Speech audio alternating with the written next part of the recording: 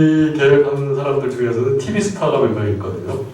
네, 그래서 이제 변창 교수가 한양대 이창무 교수, 그 다음에 이제 환경대학원의 서울 환경대는 최혁진 교수가 있는데 가끔 이제 뭐 몇몇 사람들이 있는데 마이너고요. 메이저 세 분 중에 하나입니다.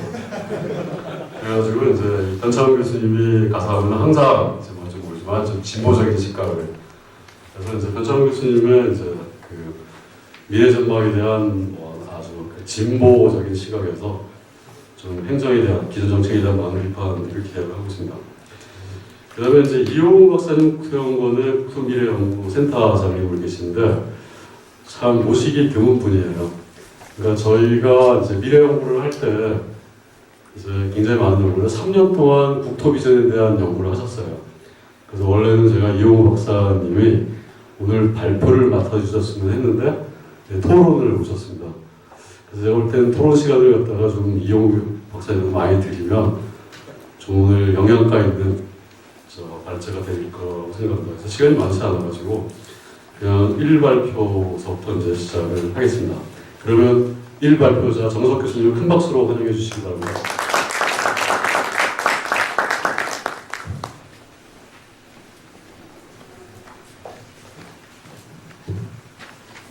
네, 안녕하십니까. 정석입니다.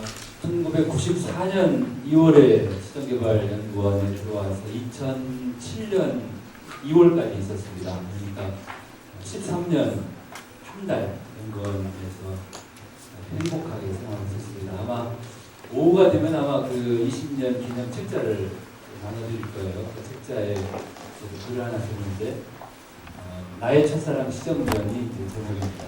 저는 연구를 생각하면 제가 대학 졸업하고 대학원 시험에 떨어져가지고 사실은 설계사무소에 다닌 적이 있습니다만 제 첫 직장, 박사학위하고 첫 직장이고 그리고 13년 동안 굉장히 제가 행복하게 지냈던 친정으로 기억이 납니다. 지금 이제 연구원 떠난 지 벌써 6년째인데요. 여전히 이렇게 연구원에 올 때 느낌은 어제 같아요. 어제 출근할 때 느낌 같고. 그래서 연구원 20년 제가 아주 남다른 느낌으로 20년 축하드리고 또 연구원을 지켜오고 계시는 우리 연구원 가족분들께 정말 진심으로 축하드리고 동지의 의미를 전해드립니다. 오늘 말씀드릴 내용은 서울의 정체성, 특히 서울 가운데에서도 가장 중요한 부분이 도심부, 한양 도성안, 사대문안이라고 부르는 도심부의 정체성 이야기입니다. 그리고 따로 제가 오늘 발표를 해서 연구를 한 게 아니고 사실은 2년 전에 서울시 의뢰로 서울학연구소에서 이 연구를 한 1년 정도 했던 적이 있습니다. 서울의 도심부의 정체성이 과연 뭐냐? 정체성이 중요한 것은 도시 경쟁력도 사실은 정체성에서 나오는 것 같아요. 오전 세션에 기조 강연 때 이정근 교수님께서도 서울의 정체성 내기를 앞으로 우리 연구원에서 좀 해달라고 주문도 하셨는데 정체성 내기를 오늘 좀 전해드릴까 합니다. 잘 아시는 것처럼 도시마다 다릅니다. 특히 서울의 정체성, 물론 서양 도시들하고도 다르고 그리고 가까운 동양 도시, 북경이나 또는 동경과도 다른 서울만의 매력, 이거를 우리가 잘 아는 게 대단히 중요하다고 봅니다. 도시 계획, 도시 정책을 수립하는데 저는 개인적으로 서울의 정체성 또는 서울의 매력을 세 가지로 꼽습니다. 첫째는 자연입니다.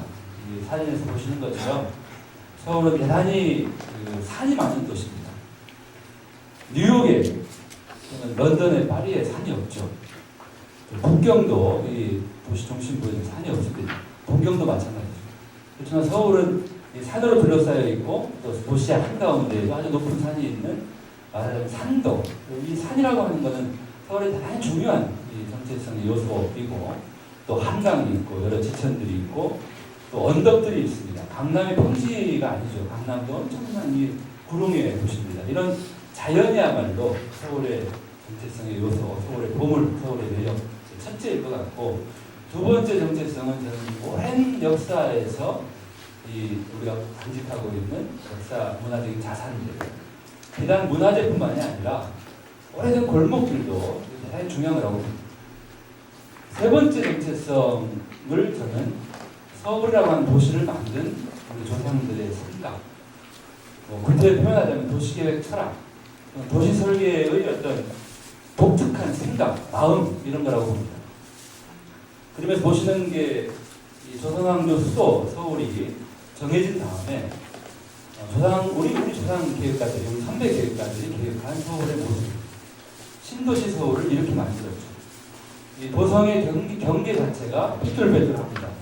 왜냐하면 산의 능선을 따라서 만들었기 때문에 중국 도시들하고 다르죠. 그리고 이 궁궐을 두 개를 배치한 것도 특이하고, 그리고 특히 동대문, 서대문, 남대문, 북대문을 뚫으면서 이 메인 스트리트를 뚫고 두 개의 궁궐의 정문에서부터 메인 스트리트까지 낸 남북 방향의 주작대로 가장 중요한 도로인데, 이 도로 자체도 보면은 종로의 직각 방향에 틀어져 있습니다. 그래서 여러 가지 남대문에서부터 이 종로까지 가는 길도 보면은 이렇게 틀어져 있고, 그래서 이 서울이라고 하는 도시를 만든 생각을 한마디로 얘기하면 자연 지형 그대로를 그대로 살려서 만든 것입니다. 자연 그대로. 요즘에는 이런 가치, 이런 계획 철학에 대해서 누구나 다 공감을 하지만 그 당시 같으면은 조금 상황이 다르겠죠. 그래서 이 자연 그대로 지형을 크게 바꾸지 않으면서 길이 다소 틀어져도 상관없다. 굉장히 그건 우아한 생각이 아니라고 생각해요. 이런 도시를 만든 생각 자체도 서울의 대단히 중요한 정체성이다, 이렇게 생각합니다. 세계인들이 가장 좋아하는 도시 파리를 지금 모습으로 이렇게 개조한 것은 나폴레옹 3세 시절이죠. 그때 오스만이라고 하는 우리 서울의 옛날 김현옥 시장님처럼 파리를 대개조를 합니다. 미로와 같은 도시 조직 위에 거대한 방사형 도로들을 뚫죠. 근데 도시학자들이 이 파리를 이렇게 바꿨던 가장 현실적인 이유를 뭐로 꼽냐면은 폭동이나 데모 진압. 그 당시 시민혁명 뒤에 곳곳에서 이렇게 데모가 일어날 때 빨리 군대를 보내서 진압할 수 있는 이런 현실적인 이유, 그리고 대단히 상징적인 이유지만 이렇게 길들이 만나는 방사형 가로의 중앙에 이렇게 황제의 동상을 세운다든지 이런 어떤 국가의 통치자의 어떤 권위를 도시계획을 보여줍니다. 그래서 제가 드리고 싶은 말씀은, 눈으로 보이는 파리의 도시는 대단히 아름다운데 그 형태를 만든 마음 또는 그 이유도 아름다운가. 그래서 우리가 도시를 바라볼 때 눈에 보이는 형태의 아름다움과 그 이면에 그 형태를 만든 어떤 생각, 마음의 아름다움을 같이 볼 필요가 있겠다, 이런 말씀 드리고 싶습니다. 워싱턴 DC도 아마 파리와 유사한 생각을 가지고 만든 도시이죠. 바로크주의 도시에. 그래서 국가의 어떤 그 권위 같은 것들을 도시 형태를 통해서 이렇게 드러냅니다. 중국의 북경의 경우도 북경에 외곽에 나가면 산들이 있습니다만 지금 이 자금성, 그리고 또 지금은 성은 흘렸지만 황성, 그리고 위에 있는 내성, 그리고 아래쪽에 외성, 이 전체를 북경 무성 이렇게 부르죠. 이러한 도시 형태를 만든 바탕을 보면 거의 평지입니다. 평지에다가 사람이 생각하고 있는 가장 이상적인 형태의 도시를 그림 그리듯이 만든 도시가 바로 북경입니다. 특히 자금성 서측에 있는 이 6개의 호수 가운데 제일 아래쪽에 있는 남해 이 호수는 인공호수입니다.